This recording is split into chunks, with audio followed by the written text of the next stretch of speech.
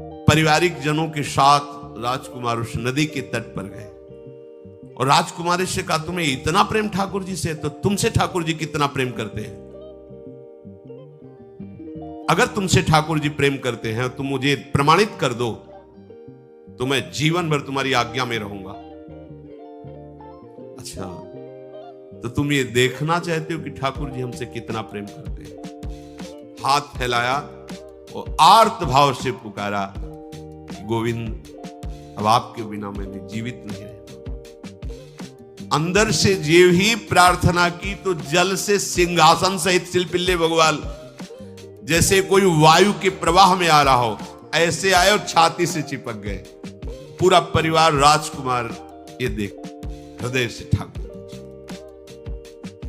जीवन भर के लिए दासत्व स्वीकार कर लिया और कहा, जैसी आप आज्ञा करोगे। जैसे मीरा जी, जब राणा जी से ब्याह हुआ तो प्रथम मिलन की रात में मीरा जी ने कहा, सावधान, तुम हमारे पति नहीं हो, मेरा सुहाग गिरधर से है, श्याम सुंदर ही मेरे पति हैं। व्यवहार में तुम पति बने हो, यदि हमारी बात समझ पा रहे हो तो जीवन में कभी हमारा स्पर्श मत करना, ये जीवन केवल गिरधर के लिए, दूसरे के लिए नहीं।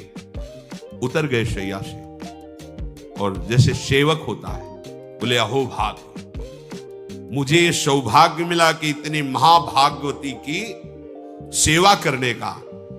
एकांत में मैं सदैव तुम्हारे शिष्य की तरह बर्ताव करूंगा, पर समाज में तुम्हें बहू की तरह बर्ताव करना होगा, नहीं तो लोग जीने नहीं देंगे। समाज में पत्नी की तरह और एकांत में गुरु शिष्य के, तुम हमारी गुरु होगी और हमसे ऐसा ही बर्ताव राणा ने दिया, ऐसा ही उस राजकुमार ने दिया। हमारी भागवतिक निष्ठा ऐसी होनी चाहिए कि जो गुरु जी ने मंत्र दिया है, जो गुरु जी ने उपासना दी है, उसमें दृढ़ विश्वास होना चाहिए। हमारे अंदर किंचन मात्र फिसलाव नहीं होना चाहिए। और आ गए जो महामहिम सूत्र है, जब तक हमारा मन प्रभु में समर्पित ना हो जाए तब तक पाप होने की संभावना होती है, बड़े बड़ों से चूक हो जाती है। इसमें यह नहीं कहा जा सकता कि हम इतने वर्ष से साधन में लगे, हमसे चूक नहीं होगी, ये तो भूल जाना। बड़े बड़ों से चूक करवा देना माया का कार्य होता है, पर जिनका मन प्रभु को समर्पित हो गया है उनसे चूक नहीं हो सकती। इसलिए जो अगला सूत्र वर्णन, जितने भी पापाचरण होते हैं वो सब मेरे से होते हैं, ऐसा उपासक दृढ़ निश्चय करे। ऐसा नहीं कि पापाचरण भगवान से, भगवान करा रहे हैं। जिन लोगों का एक प्रश्न होता है कि जब सब कुछ भगवान करा रहे हैं, भगवान की इच्छा के बिना पत्ता भी नहीं हिलता, तो जो हम पापाचरण, गलत आचरण, वो भी तो भगवान ही करा रहे हैं। इस विषय को समझना है। आज के समाज का जो मानसिक स्तर है, जब हम त्याग की बात करते हैं कि गंदे आचरण नहीं करने चाहिए, तो जो समझाया जाता है, जो समझ है आज की आधुनिक, वो ये समझ है, कुछ ऐसे जनों ने ये निर्धारित भी किया है कि बहुत भोग कर लेने पर फिर समाधि की प्राप्ति होती है। अगर ऐसा होता तो लाखों लोग समाधि को प्राप्त होते, लाखों लोग बिना साधना के। क्यों? बचपन से लेकर के पूरे जीवन तक भोग ही भोग रहे, सब समाधि में पहुंच जाते हैं। प्रायः सबके दिमाग में बात बैठी है कि अगर हम भोग ले तो हम मन को समझा सकते हैं, लेकिन आप बात अनुभव की समझ लीजिए कि आप भोगने के लिए जेव ही गए तो मन के गुलाम बन करके गया, वो कभी तुम्हें मुक्त होने का अवसर नहीं देगा। और आज तक किसी ने भी ऐसा नहीं कहा भोग भोगने के बाद कि आज के बाद मैं प्रण करता हूं, मैंने जान लिया कि इसमें सुख नहीं है, आज के बाद कभी भोग नहीं भोगूंगा।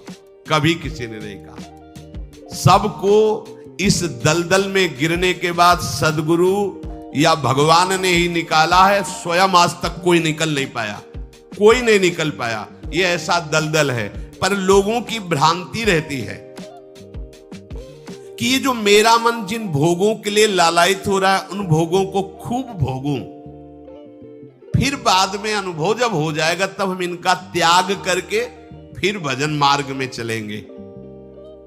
जो भजन मार्ग में चलते हैं उनके मन में भी लगा रहता है कि अगर एक बार भोग लूं तो मन को समझा तो सकता हूं। यह है आधुनिक सोच, यह है हमारे मानसिक सोच का स्तर। सब लोग देख लीजिए। अब भागवतिक सोच और शास्त्र सिद्धांत का जो मत है वो ये है, ये डंके की चोट से गाया गया है और इसी मार्ग में चल करके समाधि को प्राप्त हुए महापुरुष। एक भी कोई ऐसा समाधिस्थ महापुरुष बता दिया जाए विश्व में जिसने भोगों के भोगने के बाद समाधि को, हम भोजन कर लेते हैं तो लगता है अब कुछ नहीं, लेकिन 6 घंटे व्यतीत होते होते पर्चा बन जाएगा कि ये चीज फिर चाहिए खाने को। ऐसे ही कोई भोग भोगने के बाद कुछ क्षण के लिए उससे विरति हो जाती है, ठीक, लेकिन फिर कुछ मिनट होने के बाद फिर नई स्फुरना, नया संकल्प, नई क्रिया, नई भोग वासना सब हृदय में देख लो। इसके लिए किसी और से सलाह लेने की जरूरत नहीं। इसलिए ये जो संतों का मत है, शास्त्र का मत है कि भोगों के भोगने से भोग वासना दृढ़ होती है, कामना बढ़ती है, ना कि शांति मिलती है। लेकिन आधुनिकता में भोगों को भोगने से शांति मिलती है, ऐसी धारणा बनी हुई है और ये गलत है। और ये इतनी गलत हो जाती है कि हम हत्या करने लगते हैं, हिंसा करने लगते हैं, पूज्य जनों के साथ दुर्व्यवहार करने लगते हैं। आज तक भोगों में इति नहीं हुई। देवयानी जी भगवान शुक्राचार्य जी की पुत्री हैं। वो इतनी सुंदर हैं कि कोई अप्सरा भी उनसे होड़ नहीं कर सकती, क्योंकि भगवान शुक्राचार्य की पुत्री जितेंद्री, पवित्र, भगवद आराधन संपन्न। बड़ा प्रसंग है, उसको ना लेते हुए हम सारांश में बता रहे। वृषपर्वा की पुत्री शर्मिष्ठा, ये असुर राजकुमारी है। दैत्यराज वृषपर्वा, उनकी पुत्री शर्मिष्ठा, और दैत्य गुरु भगवान शुक्राचार्य, उनकी पुत्री देवयानी बड़े समाज के साथ जंगल में गई हुई थी। एक बड़ा दिव्य सरोवर था, उसी में सब राजकुमारियां स्नान कर रही थी। अचानक वहां से कोई महात्मा निकले तो जल्दी में सबने वस्त्र धारण किए। तो शर्मिष्ठा के वस्त्र देवयानी ने और देवयानी के वस्त्र शर्मिष्ठा। वो महात्मा निकल गए, वहां कोई उनको टिकना तो था नहीं। देवयानी ने देखा कि मेरे पवित्र वस्त्र, देवयानी ने वस्त्र धारण नहीं किया शर्मिष्ठा के। जब वो महात्मा चले तो देखा कि हमारे वस्त्र राजपुत्री शर्मिष्ठा धारण किए। तो उनका, तुझे पता है मेरे वस्त्रों को स्पर्श करने का भी तेरे को अधिकार नहीं, तूने धारण कैसे कर लिया? तो उनका, ज्यादा मत बोल, इतना गुमान करके मत बोल। जैसे सब सेवक पलते हैं मेरे महाराज से, ऐसे तेरा पिता और तू भी मेरे महाराज के द्वारा ही पोषित है, क्योंकि वो तो राजा है, सारी सेवाएं वही देते हैं। ऐसा नहीं बोलना चाहिए, क्योंकि गुरु पुत्री है, आचार्य पुत्री है और सम्माननीय है। पर ऐसा वो बोल गई शर्मिष्ठा। देवयानी ने कहा, तुझे पता है अगर मेरे पिता की दृष्टि बदल संपूर्ण राज्य को नष्ट कर देंगे। मेरे पिताजी के भय से ही देवता आक्रमण नहीं कर। शुक्राचार्य मंत्रवेत्ता है।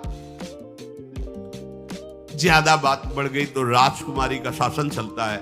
उसने कहा, इस गुरुपुत्री को उठाकर कुएं में डाल दिया जाए। और उस समय वस्त्र धारण नहीं की हुई थी, उनको उसी स्थिति में डाल दिया गया और वो चली गई। उसी समय शिकार खेलने के लिए महाराज ययाति, चक्रवर्ती सम्राट, तो आवाज सुनी। सैनिकों ने बताया कि कोई देवपुत्री है, दिव्य तेज प्रकाशित हो रहा है उनके शरीर से, और दूर से देखा है ऐसा लग रहा है कि शायद वो वस्त्रहीन भी है। उन्होंने कहा, तुम लोग दूर जाओ, और स्वयं महाराज ययाति गए और उनको तो जब हाथ पकड़ के निकाला और अपने वस्त्र से उनको आवेष्टित किया तो उन्होंने कहा कि हमारी आर्य मर्यादा है, एक बार आपने हमारे शरीर को देख लिया और हमारे हाथ को पकड़ लिया, अब आप हमारे जीवन भर के लिए पति स्वरूप हैं, स्वीकार कीजिए। तो उन्होंने कहा कि देवपुत्री, मैं तो आपका परिचय भी नहीं जानता। शुक्राचार्य की पुत्री देवयानी घुटने पे हो गए तत्काल। उन्होंने कहा इतने बड़े महापुरुष की पुत्री के साथ मैं ब्याह कर सकूं, मेरी सामर्थ्य नहीं, क्योंकि मैं क्षत्रिय कुल में प्रकट हुआ राज परिवार से हूं और वो तो देवताओं के द्वारा भी वंदनीय है शुक्राचार्य जी। तो उनका आप निश्चिंत रहो, ये विषय मैं संभालूंगी, पर आप मेरे पति हैं, ये स्वीकार कीजिए। बोले यदि शुक्राचार्य जी इस पर राजी हैं तो हम ये बात स्वीकार करते हैं। शुक्राचार्य जी विलंब होने के कारण व्याकुल ही थे। देवयानी जी ययाति जी को लेके गई, बड़ा प्रसंग है, पर उन्होंने कहा जब आप राजी हैं तो हम राजी हैं। शुक्राचार्य जी राजी हुए और वृषपर्वा को सूचना दिया कि मैं तुम्हारे राज्य को त्याग कर जा रहा हूं। वो तो तत्काल आकर चरणों में गिरे, महाराज आपके बिना मेरा अस्तित्व क्या है, आप कैसे राजी हो सकते हो। बोले मेरी पुत्री को दिगंबर करके कुएं में डाल दिया गया, मैं इस अपराध से बिल्कुल तुम्हें माफ नहीं कर सकता। बोले कोई उपाय? तो बोले देवयानी बोले, तो देवयानी ने कहा तुम्हारी पुत्री हमारी दासी होकर चले तो मैं तुम्हें क्षमा कर दूंगी। बोले बिल्कुल ठीक, तथास्तु। पूरे को देवयानी की दासी भाव में अब महाराज ययाति के महल पे पहुंचे। देवयानी ने कहा कि ये जो दासी भाव में आई हुई हैं ये सर्वांग सुंदरी है और आपका कभी मन उधर चलना भी नहीं चाहिए, अगर चलेगा तो आप हमारे दंड के पात्र बन जाएंगे। स्वीकार कर लिया और बहुत दूर उनके लिए महल का निर्माण करवाया और वो सेवा में आती है। कुछ समय के बाद जब देवयानी जी के पुत्र हुए तो वन विहार के लिए अपने पुत्रों को लेकर चली, तो उधर शर्मिष्ठा के 2 पुत्र हो चुके थे, इनको पता भी नहीं था, और वो दौड़ कर आए, ययाति को पिताश्री कह करके आलिंगन किया। छोटे छोटे बच्चे, देवयानी ने देखना भी नहीं है और किसके पुत्र हैं। शर्मिष्ठा मुस्कुरा रही थी। देवयानी ने कहा अब तुम्हें दंड देंगी ही देंगी, और चली गई भगवान शुक्राचार्य जी के पास। ययाति भयभीत होकर के गए और शुक्राचार्य से प्रार्थना करे, क्षमा कीजिए मुझसे गलती हो गई। और शर्मिष्ठा से ऐसे नहीं मिले। शर्मिष्ठा ने कहा था कि आप जानते हैं कि मैं दासी नहीं हूं, मैं राजकुमारी हूं, ईर्ष्यावश दासी बना करके लाई गई हूं, और मेरी सखी के पति हो इसलिए आप मेरे भी पति हो, मेरा अधिकार है आपसे संतान उत्पन्न करने का, शास्त्रीय सिद्धांत है। शुक्राचार्य जी ने कहा कि जो देवयानी कहेंगे पुत्री है, क्या चाहती हो? तो बोले पुरुषत्व से इनको हीन कर दो। गुस्सा में आके शुक्राचार्य जी ने कहा तथास्तु। उसी समय महाराज ययाति पुरुषत्व से हीन हो गए और वृद्धावस्था छा गई शरीर में। अब ययाति ने कहा अब सुखी रहोगी तुम। अब देवयानी को भी होश आया कि ये तो क्या हमने अपना ही सर्वनाश कर लिया। कहा पिताजी अब इसका सुधार कैसे होगा? तो बोले जो पुत्र अपनी यौवन अवस्था दे देगा वही यौवन अवस्था इनके ऊपर आ जाएगी, वृद्धावस्था उसके पास चली जाएगी। महाराज ययाति ने अपने बड़े पुत्र यदु जी से कहा, तो उन्होंने कहा इसका प्रयोग कहां होगा? मां के साथ कदापि नहीं। मेरी यौवन अवस्था का प्रयोग मेरी मां के साथ कदापि नहीं, क्योंकि वो बड़े ज्ञानी महात्मा, इन्हीं के वंश में भगवान श्री कृष्ण का प्रादुर्भाव हुआ, इसलिए यदुवंशी कहेंगे। सबसे छोटे, शायद उनका नाम पुरु ऐसा कुछ, उन्होंने कहा ये जीवन पिता का दिया हुआ है, इस पर पूरा अधिकार है, आप स्वीकार कीजिए। तत्काल वो वृद्ध हो गए, वो जवान हो गए। वर्ष तक उन्होंने अपने पुत्र की आयु का विषयों में सेवन किया। फिर उनके मन में एक दिन बहुत घृणा हुई, धिक्कार है मेरे जीवन को और धिक्कार है इस भोगा शक्ति को। अपनी आयु तो गंवा ही दी, अपने पुत्र की भी आयु गंवा दी, फिर भी वैसे ही भोग वासना। तो उन्होंने सबको शिक्षा देने के लिए बात कही, यत् पृथिव्यां व्रीह्यवं हिरण्यं पशवः स्त्रियः न दुह्यन्ति मनः प्रीतिं पुंसः कामः तस्य ते न जातु कामः कामानाम् उपभोगेन साम्यति हविषा कृष्णवर्तमेव भूय एवाभिवर्धते यदा न कुरुते भावं सर्वभूतेष्वमङ्गलम् समदृष्टेस्तदा पुंसः सर्वा सुखमया दिशा या दुस्त्यजा दुर्मति भीर्जीर्यतो या न जीर्यते ताम तृष्णा दुख निवहाम शर्म कामो द्रुतम त्यजेत। जिसका हृदय काम से व्याकुल हो गया है उसको त्रिभुवन की सारी सुंदरी स्त्रियां दे दी जाएं, जौ धान्य स्वर्ण पशु सब वैभव, तो भी वो कभी तृप्त नहीं हो सकता। ये महाराज ये आती कानून त्रिभुवन की विषय भोग भोगने से भोग वासना शांत नहीं होती, वरम और प्रबल हो जाती है। जैसे घी की आहुति डालने पर आग भड़क उठती है, वैसे ही भोगों को भोगते ही रहने पर भोग वासनाएं प्रबल रूप धारण कर लेती और वो इतना कमजोर हो जाता है कि सोचता है मैं सकता। जब मनुष्य किसी भी प्राणी से राग कर बैठता है तो उसके हृदय की सामर्थ्य नष्ट हो जाती है। किसी भी देखो ना, छोटे छोटे नशाओं में इतना हम आसक्त हो जाते हैं, अब हम इसके बिना जी नहीं सकते। किसी भी वस्तु का जब हम भोग करते इसके बिना जी नहीं सकते। इसलिए सबको संदेश महाराज आती देते हैं, यदि तुम अपनी कामना को शांत करने वाले रोकने वाले बन गए तो दसों दिशाएं तुम्हारे लिए सुखमयी हो जाएंगी। विषयी पुरुष को तृष्णा रात दिन जलाती रहती है, बहुत भोग भोगने पर भी वो कभी शांति या तृप्ति प्राप्त नहीं कर पाता। इसलिए जब हम भगवत मार्ग में चलते हैं, ये डाइन की तरह हमारे हृदय में लगी रहती है। तृष्णा, भोगे हुए भोग को बार बार भोगने की इच्छा, कामना, सुने हुए देखे हुए भोगों को भोगने की इच्छा।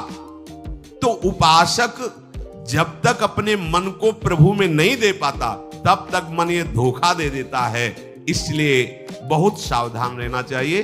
प्रभु की शरण में हो करके नाम जप करो और सदैव गुरुजनों की आज्ञा पर रहो, तो ये काम, कामना, वासना, ममता, आसक्ति, राग, द्वेष ये तुम्हें बांध नहीं पाएंगे। इनकी कृपा से आपको भगवत साक्षात्कार हो जाएगा।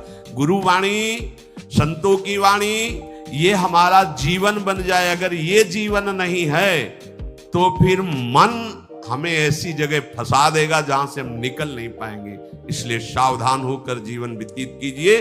बड़ा अमूल्य जीवन है, अमूल्य जीवन का लाभ है भगवत प्राप्ति, भगवत साक्षात्कार। श्री राधा वल्लभ लाल।